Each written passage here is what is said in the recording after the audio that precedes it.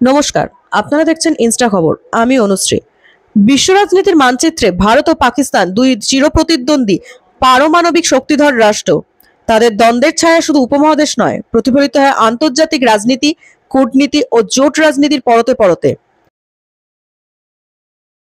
আজকের প্রতিবেদনে থাকছে বিশ্লেষণ।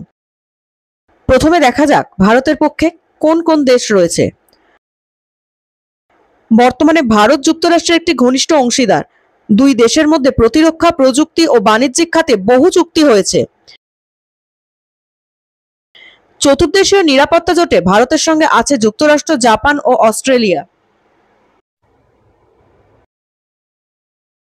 রাশিয়া ভারতের দীর্ঘদিনের সামরিক সরবরাহকারী। তবে ইউক্রেন যুদ্ধের পর কিছুটা দূরত্ব তৈরি হলেও রাশিয়া এখনও ভারতের অন্যতম গুরুত্বপূর্ণ কৌশলগত সহযোগী। তবে চীন ও পাকিস্তান দুজনেরই ঘনিষ্ঠ সম্পর্ক রয়েছে এবং ভারত এই জোটকে দ্বৈত চ্যালেঞ্জ হিসেবে দেখে। চীনের সঙ্গে পাকিস্তানের সম্পর্ক অত্যন্ত ঘনিষ্ঠ। চীন পাকিস্তান ইকোনমিক করিডোর বা সিপিইসি এর মাধ্যমে বেজিং ইসলামাবাদে শত শত কোটি ডলার বিনিয়োগ করেছে। এছাড়া সামরিক প্রযুক্তি ও পরিকাঠামো খাতে দুই দেশের সহযোগিতা উল্লেখযোগ্য। তুরস্কও সম্প্রতি পাকিস্তানের ঘনিষ্ঠ বন্ধু হিসেবে উঠে এসেছে। মুসলিম বিশ্বে পাকিস্তানের অবস্থানকে সমর্থন জানিয়ে বিভিন্ন আন্তর্জাতিক ফোরামে তুরস্ক বরাবরই পাকিস্তানের পক্ষে অবস্থান নিয়েছে।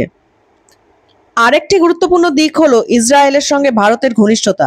প্রতিরক্ষা প্রযুক্তি, গোয়েন্দা সহযোগিতা এবং কৃষি উন্নয়নে দুই দেশের সম্পর্ক আজ অত্যন্ত দৃঢ়।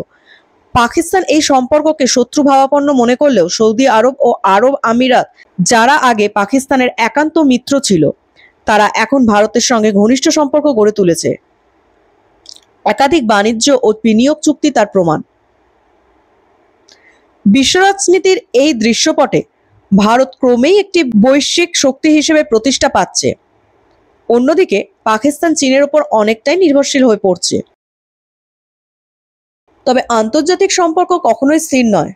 বদলাতে পারে মিত্র, বদলাতে পারে জোট, কিন্তু আপাতত ভারত পশ্চিমা বিশ্বের দিকে আর পাকিস্তান চীন কেন্দ্রিক ব্লকের দিকেই অনেকটা ঝুঁকে রয়েছে। শেষ কথায় বলা যায়, এই দুই দেশের বন্ধুত্ব বা শত্রুতা শুধু সীমান্তেই সীমাবদ্ধ নয়, তার প্রভাব ছড়িয়ে রয়েছে বিশ্ব কূটনীতির অঙ্গনে। দেখার বিষয় আগামী দিনে আন্তর্জাতিক শক্তির ভারসাম্যে এই দুই দেশের অবস্থান কতটা বদলায়।